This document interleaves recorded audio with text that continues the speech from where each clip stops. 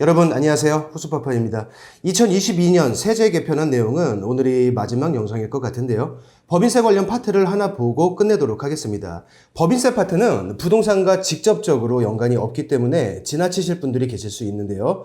전체적으로는 법인세가 인하되지만 부동산 임대법인은 예외적으로 법인세가 올라갑니다. 오늘 마지막으로 여기까지 보고 이번 세제 개편안 파트를 마무리하겠습니다. 자료 보겠습니다. 지금 보시는 자료가 요약 본격인 개조식 7페이지인데요. 기업 경쟁력 제고라고 되어 있고 그 밑에 보시면 법인세 세율 및 과세표준 구간 조정이라고 적혀 있죠. 우리가 봐야 할 것은 까만색 동그라미 2번 있죠. 과표 구간이라고 적혀 있는 부분, 그 아래에 있는 표를 좀 자세히 봐야 돼요.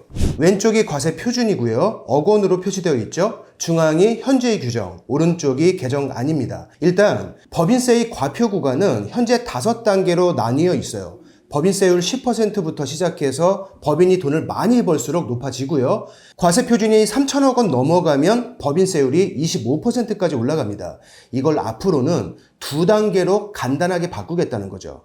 과세표준 200억 원 미만까지는 법인세율 20%, 그 이상이면 22%, 이렇게 2단계로 간단하게 나누는데 자세히 보시면 과세표준이 2억 원 미만인 법인들은 세율이 현행 10%에서 20%로 올라가죠. 적게 번 기업의 세율이 오히려 올라가는 거예요. 그래서 개정안에서는 일부 특례를 적용합니다. 중소기업 또는 중견기업일 경우에는 특례를 적용해서 과세표준 5억 원 미만까지는 법인세율을 10%로 해주겠다. 그러니까 중소기업이나 중견기업은 오히려 좋아지는 거죠. 2억 이상 5억 미만일 경우에 세율이 20%였는데 앞으로는 5억 미만까지는 그냥 10%로 해주겠다는 것이니까 세금이 오히려 적어지는 거예요.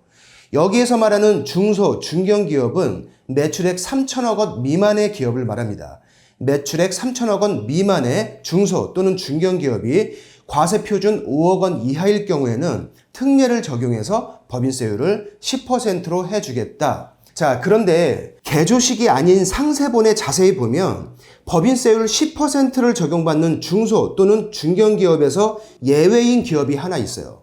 부동산 임대업이 주된 사업이거나 부동산 임대 수입, 이자, 배당 이런 것이 매출액 대비 50% 이상인 법인, 즉 부동산 임대법인을 말하는 거예요. 그런 법인에서 지배주주 등이 50% 초과 지분을 보유하는 법인은 법인세율 10%를 적용해주는 특례에서 제외한다. 좀 더 쉽게 얘기하면 임대사업자들이 최근 몇 년 동안에 법인으로 전환을 많이 했잖아요. 개인으로 하시던 분들이 여러 가지 이유 때문에 임대사업자를 법인화시키거나 본인이 전액 또는 대부분을 출자해서 새롭게 법인을 만들고 임대사업을 시작한 경우가 많습니다. 그런 임대법인들은 중소 또는 중견기업에 해당하더라도 법인세 10%를 적용받는 그 특례를 적용하지 않고 그냥 법인세 20%를 때린다는 거예요.